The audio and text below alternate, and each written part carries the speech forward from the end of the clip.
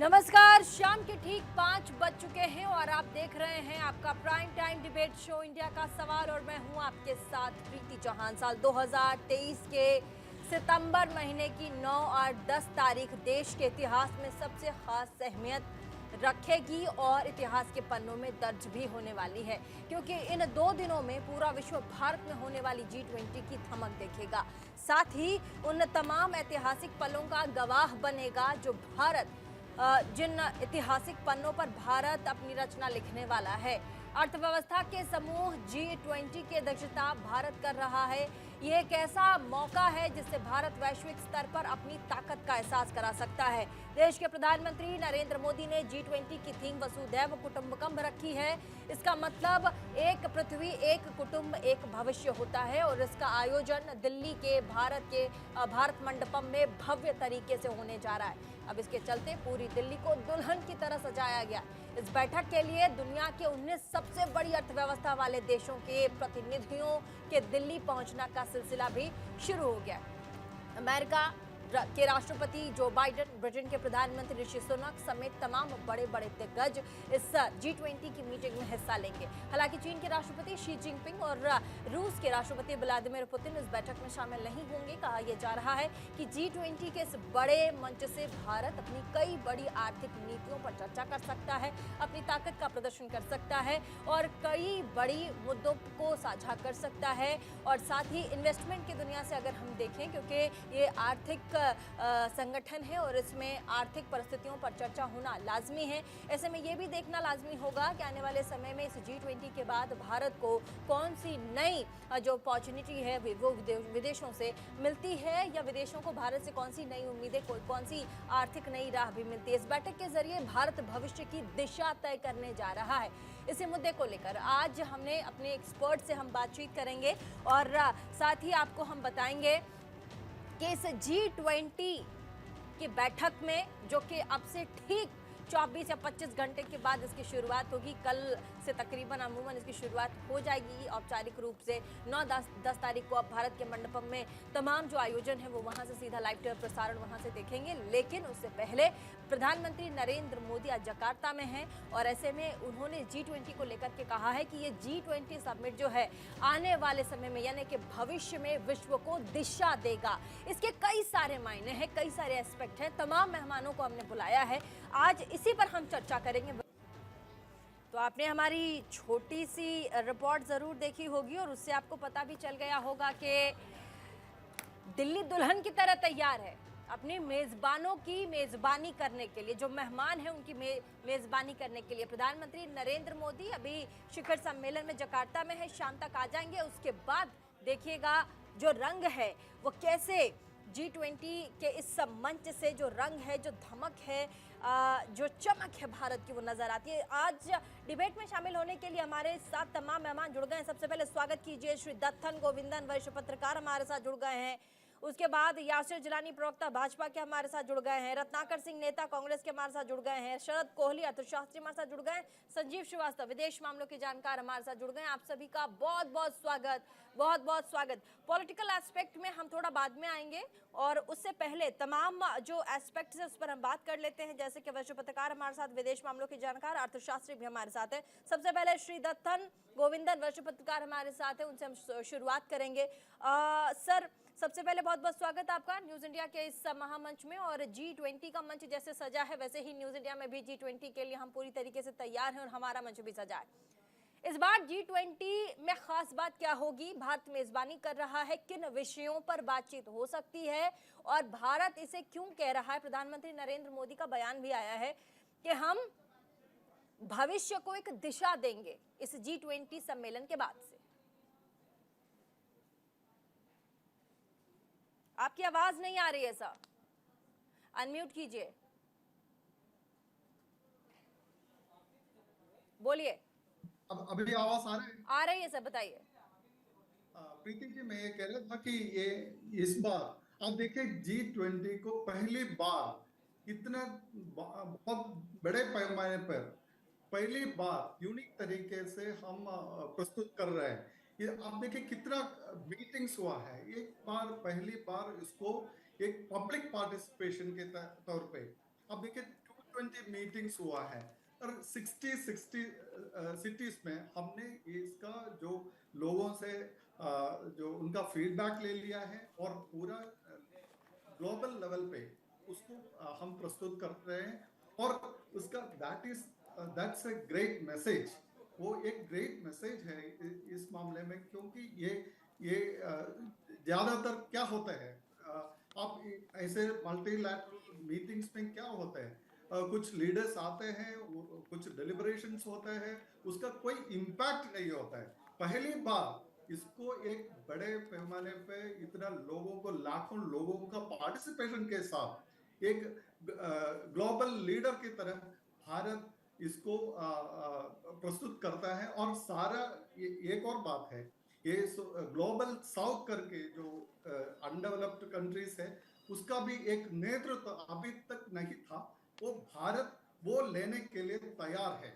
अब देखिए वो उनका अफ्रीकन नेशंस का उसका सारा जो लीडरशिप लैकिंग था अभी तक, वो भारत लेने के लिए तैयार है। और भारत अभी तक आप देखिए इतने साल तक अपना रोल प्ले करने के लिए एक रिलेक्टेंस था। इस बार देखिए भारत अभी हमारा टाइम आ गया है, हम अभी वो प्ले करने के लिए तैयार है। उस हिसाब से हमने पूरा इसको पूरा मंच को हमने मतलब हम सही G20 का समय मंच का को इंतजार कर रहे थे, हम सही समय का इंतजार कर रहे थे गोविंदन जी, और वो सही समय शायद भारत के पक्ष में पूरे एशिया में अब आ गया है, जिसमें भारत अब अपनी धमक दिखा रहा है। चाहे वो आप इसरो में, आप इसरो को देख लीजिए, स्पेस के क्षेत्र में हो, या फिर G20 से हम बायलैटरल जो हमारे रिश्ते हैं, द्विपक्षीय जो हमारे रिश्ते दूसरे देशों के साथ, उसमें भी हो। मतलब कूटनीतिक तौर पर भारत अब इतना परिपक्व हो गया है। इसी सवाल को मैं आगे बढ़ाऊंगी सर। हमारे साथ संजीव श्रीवास्तव जी, विदेश मामलों के जानकार, हमारे साथ बैठे हुए हैं। सर आपका भी बहुत बहुत स्वागत। तो और जैसा कि वैश्व पत्रकार और प्रोफेसर श्री दत्तन गोविंदन जी आपको बता रहे थे कि पहले जो एक्सेप्टेंस है भारत की पूरे विश्व में, एक्सेप्टेंस की बात आती थी, स्वीकार्यता की, वो उतनी भारत की नहीं थी। लेकिन आफ्टर प्रधानमंत्री नरेंद्र मोदी जैसे ही 2014 के बाद आते हैं, वैश्विक तौर पर जो भारत की एक्सेप्टेंस है वो बहुत ज्यादा बढ़ी है।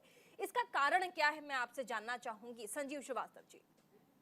प्रीति जी, आपने ये बहुत ही अच्छा किया है। और देखिए, बहुत थोड़ा तेज बोलेंगे सर, आपकी आवाज थोड़ी कम है मेरे पास। हाँ देखिए, मेरी आवाज अभी आ रही है? बिल्कुल आ रही है। देखिए, भारत विश्व की जो अपेक्षाएं हैं वो पहले ही बहुत बड़ी थी, विशाल थी। लेकिन सबसे अच्छी बात 2014 के बाद यही है कि भारत के प्रधानमंत्री श्री नरेंद्र मोदी के नेतृत्व का ये जो नया भारत है, वो अपनी वैश्विक अपेक्षाओं को पूरा करने के लिए अपने संकल्पबद्ध प्रयास कर रहा है। और चाहे वो आतंकवाद की चुनौती हो, चाहे वो चाइना का विस्तारवाद हो, चाहे वो वातावरण परिवर्तन का संकट हो, या इंडो पैसिफिक रीजन में रूल्स बेस्ड ऑर्डर को बनाए रखने के लिए, नियम आधारित व्यवस्था को, लोकतांत्रिक व्यवस्था को बनाए रखने के लिए लिए जाने वाले कदम हो, या ग्लोबल कॉमन्स को सुरक्षित रखने के लिए किए जाने वाले प्रयास हो, हर जगह भारत ने अपने नेतृत्व का प्रदर्शन किया है। भारत की प्रीति जी, मैं यहाँ पे जरूर मेंशन करना चाहूंगा कि 2014 के पहले हमारी एक जो नीति हुआ करती थी जिसे हम कहते थे लुक ईस्ट पॉलिसी, लेकिन 2014 के बाद से ये जो लुक ईस्ट है वो एक्ट ईस्ट में बदल गई। अब हम सिर्फ देखने और साइड लाइन्स में बैठे रहने में विश्वास नहीं करते, बल्कि हम प्रोएक्टिव तरीके से अपने जो रोल्स को प्ले कर रहे हैं। हमारी जो इंडो पैसिफिक स्ट्रेटजी है उसका आपने अभी देखिए कितना बड़ा example prime minister Shri Narendra Modi ने दिया है कि एक ऐसे समय में कि जब भारत में इतना बड़ा G20 के लीडर्स की समिट होने जा रही थी, उसके एक दिन पहले वो आसियान की बैठक में जकार्ता पहुंच जाते हैं। और इससे ये बिल्कुल स्पष्ट है कि भारत अपनी इंडो पैसिफिक रीजन की जो स्ट्रेटजी को कितना अधिक गंभीरता के साथ लेता है। और मैं आपके दर्शकों के लिए यहाँ अवश्य चर्चा करना चाहूंगा प्रीति जी कि इंडो पैसिफिक रीजन का ये जो पूरा क्षेत्र है, ये पूरी 21वीं शताब्दी का पूरे विश्व का सबसे महत्वपूर्ण क्षेत्र है। ये सबसे अधिक संभावनाओं से भरा हुआ क्षेत्र है। लेकिन ठीक है, चुनौतियां डॉक्टर भी शरद बढ़ रही कोहली भी हमारे साथ अर्थशास्त्री जुड़ गए हैं और भी दो मेहमान हैं। छोटा छोटा अगर हम अपनी बातों को रखें स्टार्टिंग पॉइंट में, उसके बाद फिर हम डिस्कशन में जाएंगे। डॉक्टर शरद कोहली, क्योंकि हम अब बात करते हैं जब G20 की, विश्व के सबसे बड़े संगठन की, वैश्विक संगठन की, जो बात करता है व्यापार की, जो बात करता है उन तमाम मुद्दों की जिससे पूरा विश्व एक दूसरे के साथ जुड़ा हुआ है और कहीं ना कहीं पूरा विश्व एक दूसरे को या तो बहुत आगे लेकर जा सकता है या फिर पीछे धकेल सकता है, चाहे वो जलवायु हो, चाहे वो ट्रेड हो, व्यापार हो, या फिर स्वच्छ ऊर्जा की हम बात करें वो हो, या फिर टेक्नोलॉजी ट्रांसफर की अगर हम बात करें तो वो हो। इस बार की G20 में अर्थव्यवस्था के लिहाज से अगर हम देखें तो भारत क्या गुर सिखाएगा तमाम दूसरे देशों को, और साथ ही कौन सी बड़ी जो ट्रेड से रिलेटेड बातें हैं जिस पर चर्चा हो सकती हैं वो क्या होंगी? अगर अगर आपके पास जानकारी हो तो प्लीज साझा कीजिएगा। जी हाँ प्रीति, देखिए पहले के जो सम्मेलन थे और इनमें फर्क क्या है, अगर हम फर्क देख लें तो आपको भारत की पोजीशन समझ में आ जाएगी। फर्क ये है कि पहले भारत जब सम्मेलनों में जाता था तो अध्यक्षता होती थी या नहीं होती थी, भारत वहां उनके सामने मांगे रखता, तो ये चाहिए हमको, हमारे लिए ये करिए, हमारे लिए वो करिए। अब अंतर क्या है कि अब भारत दुनिया को सिखाने वाला बन, दुनिया को बताने वाला बन गया है, ग्लोबल लीडर बन गया है। आज भारत ग्लोबल साउथ की बात करता है। अभी जो पत्रकार महोदय थे उन्होंने इस बात पे बोला, और मैं क्योंकि अफ्रीका हो गया, साउथ ईस्ट एशिया, कुछ ऐसे नेशंस हैं जो कितने भारत जितनी वहां डेवलप नहीं है, तो भारत आज लीडर बन के आया है, ये फर्क आया है। और जो प्रधानमंत्री जी ने आज बहुत अच्छी एक बात कही कि जीडीपी सेंट्रिक अप्रोच, हम लोग हमेशा जीडीपी $4.25 ट्रिलियन, और अफ्रीका के कुछ नेशंस होंगे जहां पर जीडीपी शायद अभी $200 मिलियन, $300 मिलियन की होगी, तो उन देशों को हम दरकिनार कर दें, उसको हम एक तरफ रख दें। प्रधानमंत्री जी ने कहा कि ये आपकी जीडीपी सेंट्रिक अप्रोच से हमें हटना है कि खाली हम उन देशों की बात करें जहां पर जीडीपी हाई है, उनको हम एलिट कैटेगरी में डाल दें, उनके लिए पॉलिसी बनाए। ये ठीक नहीं है। जो जन साधारण दुनिया की जो आबादी है वो सब लोग एक जैसे हैं, एक परिवार की तरह है, जिसको वासुदेव कुटुंबकम का उन्होंने नारा दिया है, one family, one world, one future. एक ही परिवार है, एक ही दुनिया है, और उनका भविष्य सबका सामान्य होना चाहिए। प्रीति, आप सुन रहे हैं? जी बिल्कुल सुन रही हूँ। तो उनका और एक सामान्य फ्यूचर होना चाहिए। तो मुझे लग रहा है जो भी नीतियां भारत रखेगा, और आज दुनिया को भारत से सीखने के लिए बहुत कुछ है। भारत यहाँ से डिजिटल टेक्नोलॉजी सीख सकता है, भारत यहाँ से यूपीआई का जिक्र किया, भारत आज फूड बास्केट है दुनिया की, भारत के पास आज इतना कुछ है ऑफर, भारत के पास स्पेस टेक्नोलॉजी है, भारत के पास कृषि की टेक्नोलॉजी है, यहाँ मेक इन इंडिया, यहाँ पर स्टार्टअप पनप रहे हैं। मतलब मैं अगर भारत ठीक की है, उपलब्धियों की बात करूं तो शायद बाकी के पैनलिस्ट को समय नहीं मिलेगा। उपलब्धियां तो तो जो हैं फर्क हमारे आया है, पास शरद जी, उपलब्धियां जो तो हैं, फर्क सवाल आया है, उपलब्धियां तो हैं हमारे एक पास, लेकिन सेंटेंस पूरा कर लूं, एक सेंटेंस पूरा कर लूं। फर्क यह है कि आज भारत दुनिया को ऑफर कर रहा है, पहले भारत मांगा करता था, और मेरे ख्याल हमारे मित्र यासिर भाई इस बात से पूरी तरह से एग्री करेंगे। ठीक है, हमारे साथ यासिर जिलानी जी भी हैं, प्रवक्ता भारतीय जनता पार्टी के। प्रधानमंत्री नरेंद्र मोदी कहते हैं कि G20 के इस सम्मेलन से भारत जो है वो विश्व को एक नई दिशा देगा, एक विश्व को एक नई राह देगा। इसके पीछे का लॉजिक जरा बताइएगा, क्या प्रधानमंत्री कहना चाहते हैं? देखिए, मैं जो हमारे मशहूर अर्थशास्त्री हैं शरद कोहली साहब की बात को आगे बढ़ाता हूं कि हमारी जो भारत इस भूभाग का जो सबसे बड़ा टुकड़ा है भारत, जिसका इतिहास, जिसकी संस्कृति पिछले 5000 सालों से दुनिया ने देखा है। आज इस नए युग के भारत में नए युग के जो देश हैं वो भी भारत की तरफ देखने लगे हैं। और जिस वसुदेव कुटुंबकम की चर्चा करी है, वो जो G20 का थीम है, one earth, one future, one family, उससे आप अंदाजा लगाइए भारत आज दुनिया में कहां खड़ा है, किस तरीके से वसुदेव कुटुंबकम का ये जो पूरे दुनिया में भारत है वह वसुदेव कुटुंबकम के लिए तो जाना जाता है कि हम लोग शांति के पक्षधर वाले लोग, हम लोगों को अपने अंदर सम्माहित करने के लिए जाने जाते हैं। हमारी जो संस्कृति है, हमने हमेशा से थोड़ा 5000 तेज साल बोलिएगा से आप- यासिर जिलानी साहब, थोड़ा सा तेज बोलिएगा प्लीज। मैं कोशिश करता हूँ। 5000 सालों से आपका इतिहास अगर आप उठा के देखेंगे तो दुनिया को भारत ने अपने अंदर समाहित करने की ताकत रख रहा था और रखा है। आज प्रधानमंत्री के नेतृत्व में जो दृढ़ इच्छा शक्ति का नेतृत्व है, उसमें आप देख रहे हैं दिल्ली जो मेरी दिल्ली है, आपकी दिल्ली है और तमाम लोगों की दिल्ली है, वो दुल्हन की तरह सजी। पूरी दुनिया की नजरें ठीक है, भारत की तरफ और दिल्ली की तरफ है। बड़े बड़े जो ठीक है। पत्रकार हैं दुनिया के, रत्नाकर सिंह बड़े जी बड़े भी हैं, कांग्रेस के नेता हमारे साथ रत्नाकर सिंह जी भी हैं। अब इतना बड़ा मंच सजा है, G20 की मेजबानी भारत कर रहा है। अब ऐसे में रत्नाकर सिंह जी विपक्ष चीन की भी चर्चा कर रहा है, क्योंकि मंच बड़ा हो और बड़ा अवसर हो, मौका हो और विपक्ष राजनीति ना करे या राजनीतिक गलियारों में राजनीति ना हो, ये कैसे हो सकता है? चीन को लेकर के भी कई सारी बातें आ रही हैं, क्या कहेंगे इस पर? प्रीति जी, अभी मैं बातें सुन रहा था सबकी, लेकिन ये एक सिक्के का एक पहलू ये सिर्फ दिखाते हैं और बताते हैं। दूसरा पहलू जो है ये अनछुआ रह जाता है, जो विपक्ष बताता है और लोगों को ये जानकारी देता है कि कहाँ पे सत्ता पक्ष जो है उसकी कमी रहेगी। आज ये वसुधैव कुटुंबकम की बात कर रहे हैं, प्रधानमंत्री मोदी जी की प्रशंसा कर रहे थे और कह रहे थे कि वसुधैव कुटुंबकम, और तमाम तरह के वो नारे तो देते ही रहते हैं। उसी प्रकार जैसे सबका साथ सबका विकास, नारी के सम्मान में बीजेपी मैदान में बहुत हो गई, महंगाई की मार अब की बार मोदी सरकार, तो इस तरह के तमाम नारे भारतीय जनता पार्टी इस बार नारेबाजी तो विपक्ष कर रहा है ना चीन को लेकर के। नहीं, मेरी G20 बात चीन विपक्ष। ये कौन भारत को गर्व और गौरव का ये फल सब है, बीजेपी उसे समझिए, भारत को समझने की कोशिश अच्छा, पहले करिए। अपनी बात रख लीजिए, पहले रत्नाकर जी को मौका चुनावी देते। राजनीति करने लगे। नहीं, जस्टिस नहीं होगा उनके साथ। तमाम लोगों ने अपनी बात रखी है, रत्नाकर जी को पूरा मौका मिलना चाहिए। रत्नाकर जी पहले अपनी बात रखिए। दो चीजें कहना चाहूंगा मैं प्रीति जी, और मुझे उम्मीद है कि दोनों चीजें मुझे कहने का उतना ही समय दिया जाएगा जितना कि मेरे को पैनलिस्ट को दिया गया।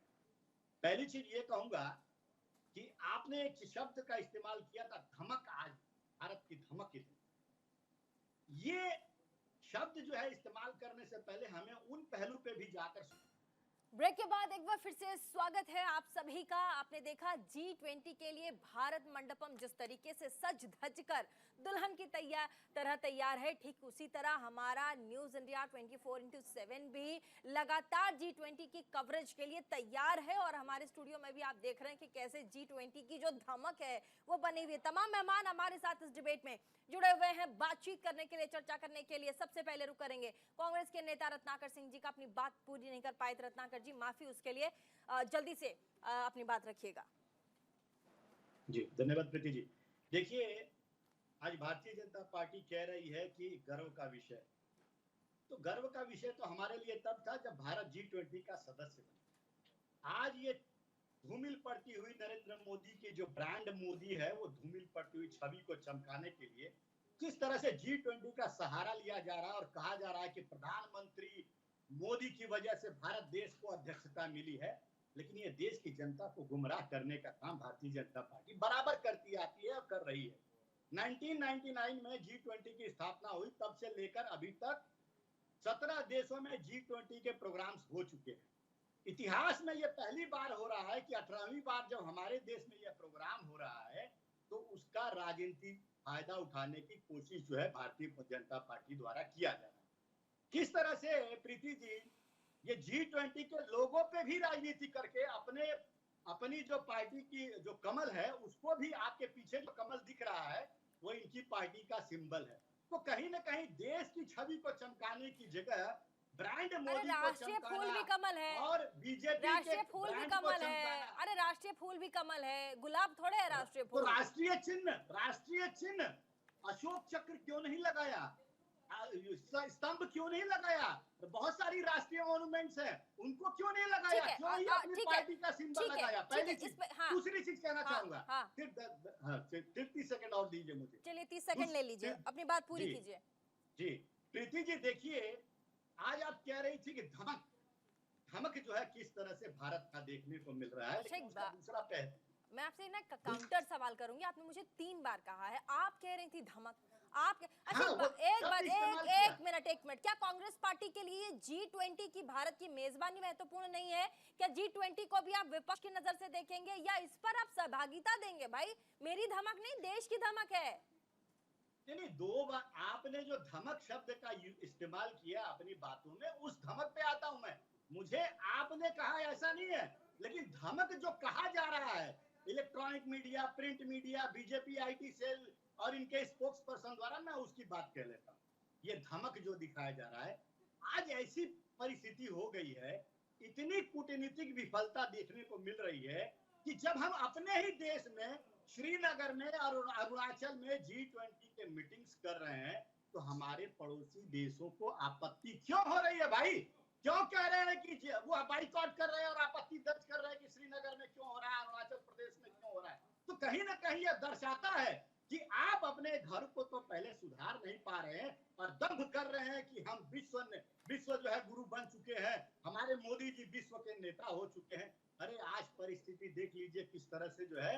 ठीक है, अब इस पे जवाब काउंटर जवाब भी ले लीजिए। शरद कोहली जी, क्या इतने बड़े जो इतना बड़ा जो प्रोग्राम है, जो आयोजन है भारत का, इसको भी पॉलिटिसाइज कर देना, इस पर भी राजनीति करना, इस पर भी आप देखिए रत्नाकर सिंह जी कह रहे हैं कि धमक लिख रहे हैं, इसकी क्या जरूरत है? तमाम एजेंडों पर उन्होंने बात की है, इस पर क्या कहेंगे? देखिए, बहुत देशों के अध्यक्ष यहाँ पर आ रहे हैं, तो मैं विपक्ष को ये सलाह दूंगा, मैं राजनीति से नहीं आता।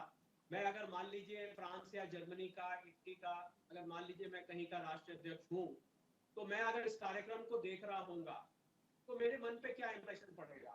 ये इंप्रेशन पड़ेगा कि यहाँ कुछ तबका जो है वो इस G20 को किसी और नजरिए से देख रहा है। सच को बताना इस बात से अगर बुरा है तो हम ये बार-बार करेंगे, क्योंकि मैं राजनीति सच से नहीं को आता हूं, मैं अगर देशवासियों को बताना, देश की जनता को सच के बारे में बताना अगर गुनाह है तो हम ये बार-बार गुनाह करेंगे। किसी की प्रशंसा हो रही है, अगर प्रधानमंत्री जी को सारे विश्व में सम्मान मिल रहे हैं, वो जहाँ जाते हैं उनको कोहली जी, हम लोग यहाँ बचपन में एक चीज सिखाया जाता था, निंदक नियरे राखिए। आप निंदक जो है नियरे नहीं रखेंगे, प्रशंसक रखेंगे, तो ये सारी चीजें कौन बताएगा? कोहली जी, देश की जनता को कौन बताएगा कि आज चीन जो है ऑब्जेक्शन कर रहा है, पाकिस्तान ऑब्जेक्शन कर रहा है, ये जनता को कौन बताएगा? अच्छा ठीक है, G20 पे बहस नहीं और काउंटर नहीं। रत्नाकर जी, मेरी आपसे हाथ जोड़कर निवेदन, रत्नाकर जी मेरी आपसे हाथ जोड़कर निवेदन है, प्लीज काउंटर आज के दिन मत कीजिए, प्लीज आज के दिन काउंटर मत कीजिए, बोलने दीजिए। आपको भी बोलने दे रहे थे सभी, सबने सुना है, प्लीज थोड़ा दिल पे पत्थर रख के सुन ले लीजिए, प्लीज मेरी तरफ से प्लीज। शरद कोहली जी प्लीज अपनी बात रखिए, प्लीज आराम से प्लीज, आराम से। शरद जी प्लीज, शरद जी आराम से, ठीक है। रत्नाकर जी मेरी निवेदन है। अच्छा रत्नाकर जी, मेरी तरफ से निवेदन ले लीजिए प्लीज, आज के दिन नहीं। शरद कोहली जी को अपनी बात रखने दीजिए। भारत दुनिया की तीसरी सबसे बड़ी अर्थव्यवस्था बनने जा रहा है, 5वीं इस समय है, सबसे तेजी से बढ़ती हुई अर्थव्यवस्था है। ये आंकड़े तो इंटरनेशनल एजेंसीज भी बोल रही हैं, इसमें तो हमें कोई तर्क करने की जरूरत नहीं है। और अगर आज भारत दुनिया को यूपीआई, दुनिया को फिनटेक, भारत दुनिया की मेकिंग फैक्ट्री बनने जा रहा है, चीन से उखड़ के फैक्ट्रियां यहाँ आ रही हैं, तो इसमें मैं समझता हूँ हर भारतीय के लिए फक्र की बात है, इसमें राजनीति कहीं नहीं आती। अगर भारत तरक्की करता है, आर्थिक दृष्टि से तरक्की करता है, 13.5 करोड़ लोग अगर मल्टी डायमेंशनल पॉवर्टी इंडेक्स से बाहर आ जाते हैं, ठीक है, तो मैं समझता हूँ ये किसी भारतीय के लिए बहुत बड़ी बात होगी। ठीक है, बहुत बड़ी बात होगी। श्री दत्तन गोविंदन जी, वरिष्ठ पत्रकार और प्रोफेसर हमारे साथ। शरद कोहली जी जैसा कह रहे थे कि हम जिस टारगेट को लेकर के चल रहे हैं, पहले ये टारगेट $5 ट्रिलियन की थी और अभी प्रधानमंत्री ने नैरेटिव दिया नया कि आने वाले समय में 2023 के बाद, 2024 के बाद से अगर हम रिपीट करते हैं तो हम भारत को $3 ट्रिलियन में हम की इकोनॉमी में हम आगे लेकर के जाएंगे। G20 बहुत बड़ा मंच है। क्या जिस सपने की तरफ भारत जा रहा है, क्या जिस उम्मीद की तरफ पूरा देश जा रहा है, वो G20 वो प्लेटफॉर्म है जो हमें $3 ट्रिलियन तक पहुंचा सकता है? मेरे से है प्रश्न। जी आपसे है। प्रीति, $3 ट्रिलियन नहीं, $30 ट्रिलियन की बात हो रही है। श्री दत्तन जी। उन्होंने जैसे 4 साल हमारे पहले ही है। शास्त्री कोहली साहब ने जो बताया था, सी आप प्रीति जी आप देखिए ये भारत एक तरह से अभी पहले कुछ डिमांड्स के साथ जाते थे, जैसे कोहली जी ने बताया था। अभी we are solution makers, we are giving solution to the world problems. आप देखिए फूड सिक्योरिटी है, एनर्जी प्रॉब्लम्स है, उसका सारा सॉल्यूशन हम दे रहे हैं। आपने आपने सही कहा था चंद्रयान का, ये scientific solution, we are becoming the leaders of the world. वो कांग्रेस का अपना पॉलिटिक्स है, वो उसमें मैं टिप्पणी नहीं कर रहा हूं, पर आप देखिए वो भारत का एक नया चेहरा और नई तरह से पहले कई कंट्रीज ने वो इसका G20 का नेतृत्व करा है, पर आप देखिए कैसे यूनिक वे में हमने इसको प्रेजेंट किया वर्ल्ड के सामने, वो दैट इज मोर इम्पोर्टेंट। वो आपने कहा था कि चाइना नहीं आ रहा है, बॉयकॉट कर रहे हैं, वो ये कुछ और पुतिन नहीं आ रहा है, पर आप देखिए वो उसमें भारत, रविशंकर का स्टेटमेंट आप देखिए कितना कॉन्फिडेंस के साथ बोल रहे हैं कि हमें वो आ रहे हैं नहीं आ रहे हैं, उसमें हमें कोई फर्क नहीं है। हमें बाकी हमारा पर्सपेक्टिव करेक्ट है, हमारा पॉलिसीज करेक्ट है, हमारा अप्रोच भी करेक्ट है। Correct That way, correct we will be solution makers, solution providers. That is what is the sum total of this बहुत G20. बहुत महत्वपूर्ण बात, बहुत महत्वपूर्ण बात। रत्नाकर जी, चीन की बात की आपने भी की। एस जयशंकर विदेश मंत्री वो एक इंटरव्यू में कहते हैं कि हमें फर्क नहीं पड़ता, हम ये नहीं देख रहे कि कौन से देश के राष्ट्रपति इसमें आ रहे हैं नहीं आ रहे, हम ये देख रहे हैं कि G20 के बाद विश्व को इस सम्मेलन से क्या मिलेगा, हमें क्या मिलेगा और वो अपने देश क्या लेकर के जाएंगे, उसका ग्लोबली क्या इम्पैक्ट होता है। और एक विदेश मंत्री का ये स्टेटमेंट देना ये बहुत बड़ी बात होती है। बहुत सही कह रहे हैं वैश्वपति, वो कह रहे कि आप उनका कॉन्फिडेंस देखिए, जिस तरीके से उन्होंने ये लाइन कही है, इससे जितने भी सवाल थे चीन को लेकर के वो धूमिल हो जाते हैं। रत्नाकर जी, निश्चित रूप से देखिए, अगर G20 में दो बड़े देशों का नहीं आना, उनके राष्ट्राध्यक्षों का नहीं आना, पुतिन जी का और शी जिनपिंग का नहीं आना, और अभी कितने नहीं आएंगे वो भी अभी तक बहुत क्लैरिटी नहीं आई है, प्रीति जी ने बता दिया। तो कहीं ना कहीं ये दिखा रहा है कि ये लोग जो है, आप अगर ऐसे ही हाथ उठाएंगे तो मैं पहले आपकी बातों का जवाब दे देता हूँ। कोहली जी की बातों का प्रीति जी पहले मैं जवाब लेता हूँ, फिर आपके प्रश्न का जवाब दूंगा। अरे प्रीति जी को बिठा रखा है आपने, कुतर्क दे रहे हैं और आप उनको सुन रही हैं। प्रकांड विद्वान है ये, प्रकांड विद्वान है, कुतर्क दे रहे हैं, हाशिए है, हताश पे है, हताश पे कांग्रेस है, अपराध दिखा रही है, पाखंडिया का कांग्रेस के पास जरा सुन लो आप, कहने के लिए रह गया है। ये कोहली जी कह रहे हैं कि हम 5वीं उभरती हुई अर्थव्यवस्था है, बिल्कुल सही है, गर्व है हमें। तीसरी अर्थव्यवस्था बनने जा रहा है, तीसरी अर्थव्यवस्था बनने जा रहा है। आपको क्यों डाउट है इस पे, क्यों संशय है कि हम तीसरी अर्थव्यवस्था नहीं बन सकते? बन सकते हैं, हमें गर्व है, लेकिन तब हमें शर्म आती है जब हम ये देखते हैं कि हमारे देश के प्रति व्यक्ति आमदनी में पूरे विश्व में स्थान 128वां है। हमें तब शर्म आती है जब ग्लोबल हंगर इंडेक्स यह दर्शाता है कि 121 देशों की लिस्ट में भूखमरी में भारत 107वें स्थान पे है। तो ये हम आम जनता का ग्रोथ देख रहे हैं, उनकी सहभागिता। ठीक है, इसका जवाब क्योंकि छोटा रखिए, सवाल छोटा रखिए, सवाल छोटा रखिए ना रत्नाकर जी, छोटा अगर सवाल रखेंगे तभी जवाब हो पाएगा, ज्यादा समय नहीं है, बहुत महत्वपूर्ण ये डिबेट है, सबको बोलने का। के ऊपर जीने पर अब जवाब काउंटर ले लीजिए, काउंटर। शरद कोहली जी हाथ उठा रहे, फिर यासिर जिलानी भी है।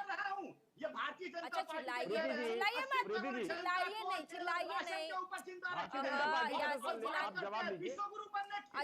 अच्छा ठीक है रत्नाकर जी सुनिए, विश्वगुरु पे आपको इतनी चिढ़ अगर हो रही है, इसमें जवाब पहले लेते हैं ना। एक सेकेंड, चिल्लाइएगा मत, बहुत आराम से बात कीजिए, सबको मैं मौका दे रही हूँ। यासिर जिलानी बोल रहे हैं, बहुत देर से कोशिश कर रहे हैं, बोल लीजिए। उसका शरद कोहली जी, मैं थोड़ी देर में तुरंत आपके पास आती हूँ, सेम सवाल का जवाब आपसे लूंगी जो सवाल अभी रत्नाकर सिंह जी ने पूछा। जल्दी से पहले यासिर जिलानी बोलिए।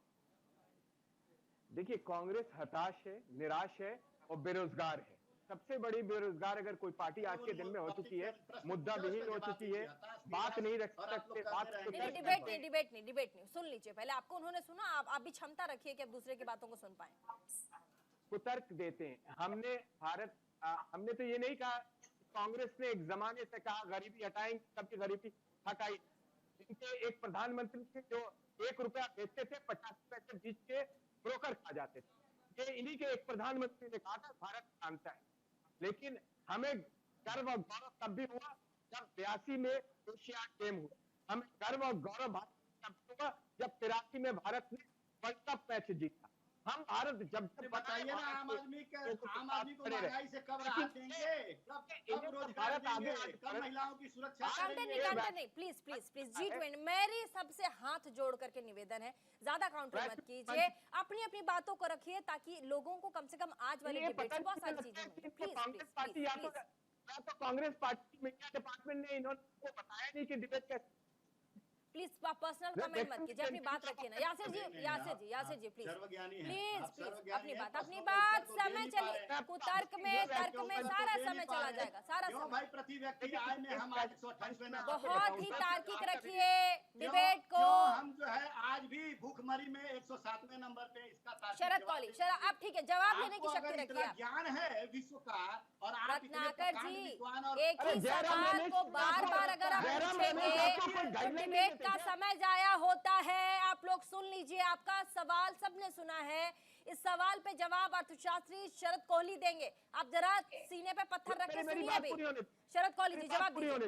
एक बात पूरी हो जाने दी। ठीक है, बात पूरी कीजिए, बात पूरी कीजिए। मैं इस मंच पे 2 चीजें आपको बताता हूँ, जो 2 चीजें दिख रही है पूरे दुनिया में। एक तो मोदी जी का जो विकास का मंत्र है वो पूरी दुनिया देख, और जो सबका साथ करते हैं प्रधानमंत्री वो भी दिखता है। इन्हें समझ में नहीं आएगी। ये तो वोट की राजनीति करने वाले चैंपियन लोग हैं। ये तो एक वर्ग को लुभाने के लिए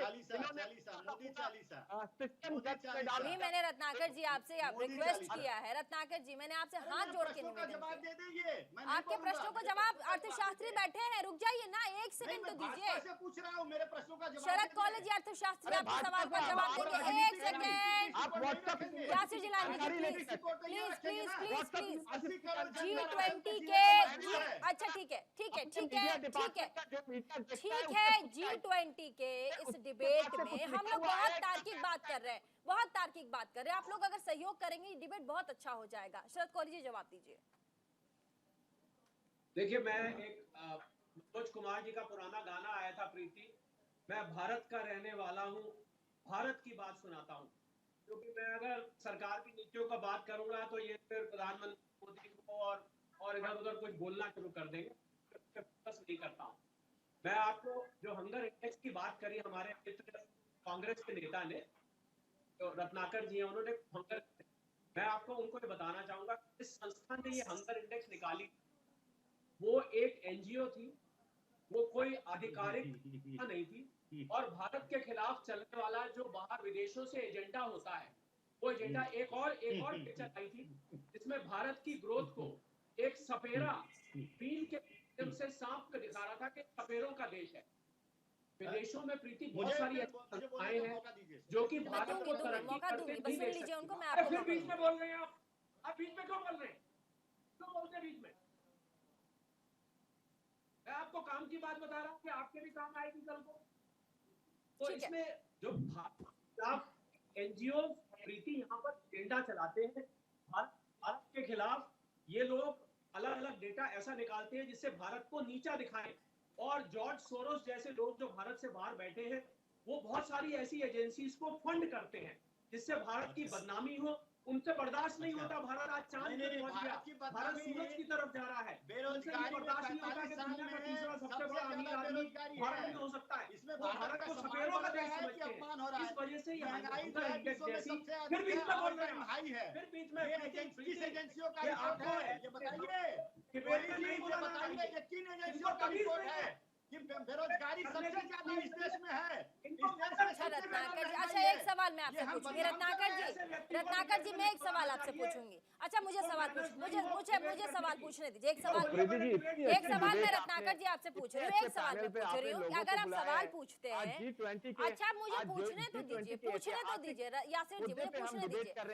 अच्छा रत्नाकर जी अगर आप सवाल पूछ रहे हैं तो जवाब तो लीजिए, जहां वो गलत है उसके बाद मैं आपको पूरा मौका दूंगी सवाल प्रीति पूछने जी, का। मेरे मैंने सवालों आपको का बोला जवाब ये नहीं दे पाएंगे, तो ये पहले पार्टी देने तो परिवार दीजिए, मदद क्या करेंगे, पता। अरे वो एजेंसियों को झूठा साबित विदेश करेंगे, मामलों के जानकार वो संजीव मोदी श्रीवास्तव जी, विदेश मामलों के जानकार। नहीं नहीं, मैं ऐसे नहीं कर पाऊंगी डिबेट सर, सॉरी माफ कीजिएगा साहब, मेरे लिए ये डिबेट बहुत महत्वपूर्ण है, बहुत सारे लोग देखते हैं ये डिबेट, उनके पास तार्किक अगर कुछ नहीं जाएगा तो मैं जवाब नहीं दे पाऊंगी सर, प्लीज मेरी जवाबदेही जनता को है सर। प्रीति जी देखिए, ये बड़े ही दुर्भाग्य की बात है कि एक जिम्मेदार विपक्षी पार्टी, जिसकी भी ये भी जिम्मेदारी है कि वो भारत में आ रहे अतिथियों के स्वागत के लिए अपना पूरा योगदान दे, ऐसे समय में हमारे जो कांग्रेस के जो प्रवक्ता हैं वो निंदा, शर्म, भूखमरी जैसे शब्दों का इस्तेमाल कर रहे हैं। एक ऐसे समय में कि जब पूरा भारत आज गर्व कर रहा है कि आज भारत पूरे विश्व की मेजबानी करने जा रहा है, अतिथि देवो भव की भावना के साथ हमने अपने पलक पावड़े बिछा रखे हैं, दिल्ली को दुल्हन की तरह से सजाया गया है। ऐसे में इस तरीके के शब्दों को सुनना ये जो है बेहद दुर्भाग्यपूर्ण है। मुझे लगता है कि कांग्रेस के देश को क्या मिलेगा सर? G20 से भारत कितनी उम्मीदें रखे? आज का ये जो दिन है ये निंदक मेरे राखिए। संजीव जी, भारत को नहीं, रत्नाकर जी भी खुश है, ऐसा नहीं है, रत्नाकर जी भी खुश है, भारतीय हैं और उनका दिल भी आज बहुत खुश है। G20 की मेजबानी खाली हम लोग थोड़े, पूरा देश थोड़े कर रहा है, वो भी कर रहा है, वो भी सबको कह रहे हैं कि भाई अपना देश सुंदर रखिए, स्वच्छ रखिए। वो तो क्रिटिसाइज कर रहे हैं ऐसे शब्दों को। संजीव श्रीवास्तव जी, हमें क्या मिलेगा G20 के बाद से? हमें क्या मिलेगा सर? बहुत प्रैक्टिकल शब्दों में अगर बात करें, क्योंकि देखिए मोटा समझने की जरूरत है। जब समिट शुरू होगा, यानी कि 9 और 10 तारीख का जो दिन है बहुत महत्वपूर्ण होगा, तमाम बायलैटरल बातें होंगी जो आम जनता को शायद समझ में ना आए, लेकिन ऐसा नहीं होगा कि तुरंत ही चीजें दिखने लग जाए जमीन पर, भारत आसमान में उड़ने लग जाए, ऐसा नहीं होगा। लेकिन भारत को मिलेगा क्या? इसके बाद से हमारी उम्मीदें कितनी बढ़ जाती हैं। ये जो 2 दिवसीय सम्मेलन होगा उसके बाद भारत अपने आप को कहां देख पाएगा? देखिए जैसा कि डॉक्टर कोहली ने बहुत ही स्पष्ट तरीके से और बहुत ही अच्छे तरीके से उन्होंने समझाया कि भारत दुनिया की तीसरी सबसे बड़ी अर्थव्यवस्था बनने की तरफ तेज गति से आगे बढ़ रहा है। $5 ट्रिलियन की इकोनॉमी बनने का हमारा लक्ष्य है। आगे ये लक्ष्य 10 ट्रिलियन, 15 ट्रिलियन और 30 ट्रिलियन तक भी जाएगा, ऐसा मेरा विश्वास है। और ये जो भारत है वर्तमान समय में मैन्युफैक्चरिंग हब बनने की तरफ भी तेजी से आगे बढ़ रहा है। चाइना के राष्ट्रपति शी जिनपिंग ने इस बैठक में ना आकर के अपने पांव में कुल्हाड़ी मारने का कार्य किया है, और आप जानते हैं कि चाइना से जो बड़ी सप्लाई चेन्स हैं वहां से वो विड्रॉ कर रही हैं। चाइना जो है क्राइसिस ऑफ क्रेडिबिलिटी से जूझ रहा है। चाइना का इंटरनेशनल आइसोलेशन लगातार बढ़ रहा है। ऐसे में जो बड़ी सप्लाई चेन्स हैं वो भारत में आएंगी, और भारत ने G20 के माध्यम से पूरे विश्व में अपने नेतृत्व की क्षमता का प्रदर्शन किया है। और मेरा ऐसा विश्वास है कि हमारे जो कांग्रेस के मित्र हैं और हमारे जो अन्य विपक्षी दल के शरद कोहली जी, जल्दी से बहुत आर्थिक एस्पेक्ट्स में हम जाएंगे, क्योंकि G20 में आर्थिक मामलों में ज्यादातर बातें होंगी। ट्रांसफर, टेक्नोलॉजी ट्रांसफर की तो बात है ही, जलवायु परिवर्तन पर बातचीत होगी, स्वच्छ ऊर्जा पर बातचीत होगी, तमाम बड़े जो ग्लोबल इश्यूज हैं उस पर बातचीत होगी। और इस बातचीत के बाद से मोटे शब्दों में अगर कहें तो भारत को क्या मिलेगा, तमाम दूसरे देशों को क्या मिलेगा?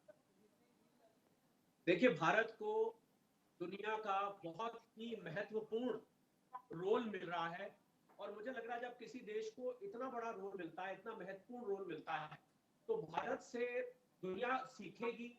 और भारत को जो दुनिया की जरूरत है, पूरा विश्व एक परिवार है। ऐसा नहीं हो सकता कि भारत खाली उनको सिखाए और भारत कुछ ना मिले। आज हमारे इंपोर्ट्स पर हम कितना निर्भर हैं, हम इंपोर्ट्स के लिए अमेरिका पर, चीन पर, कितने सारे देशों पर हम निर्भर हैं।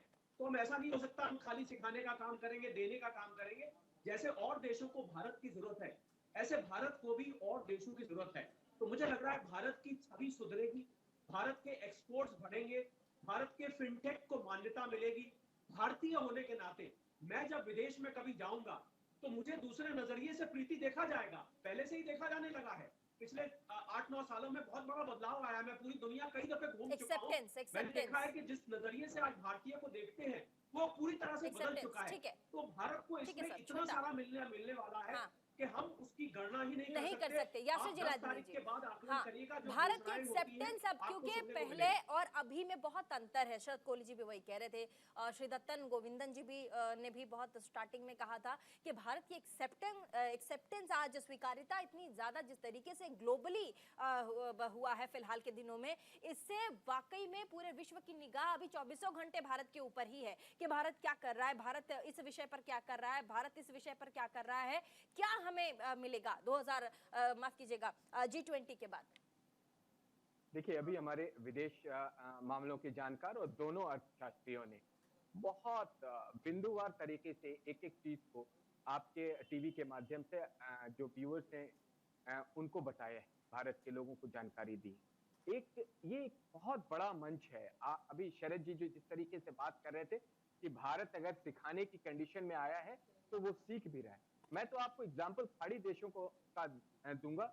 मैं 10 साल पहले भी वहां जाता रहा हूं और अब भी मैं गया हूं। आप बदलाव जब देखते हैं तो आपका ये जो 56 इंच का सीना चौड़ा होता है वो इसलिए होता है कि आपको जो रिस्पेक्ट दूसरे मुल्कों में पहले भी गए तब भी देखा। मैं ये नहीं कह रहा हूं कि उस वक्त भी हमारे साथ किसी तरह की कोई बात हुई, लेकिन जब आज के हाल के दिनों में 2017 गया, मैं 18 गया, 21 गया, 22 गया, सारी देशों में जो बदलाव है, जो हिंदुस्तान के लोगों से ठीक प्यार है, है, आखिरी जो सवाल, श्री उनकी दत्तन जी, वरिष्ठ पत्रकार वो जिस हमारे साथ, तरीके से बढ़ी है, विदेशों कि को, अपने आप में विदेशों से गौरव तमाम और जो गर्व बड़े चेहरे, शक्तिशाली चेहरे भारत आ रहे हैं, इससे उन देशों और भारत के बीच में जो रिश्ता है, जो बायलैटरल रिश्ते हैं, उस पर कितना ज्यादा अब हम भरोसा कर सकते हैं? क्योंकि कई बार ऐसे सवाल आते हैं कि हम बायलैटरल बातें तो करते हैं रिश्तों की, लेकिन भरोसा नहीं कर सकते।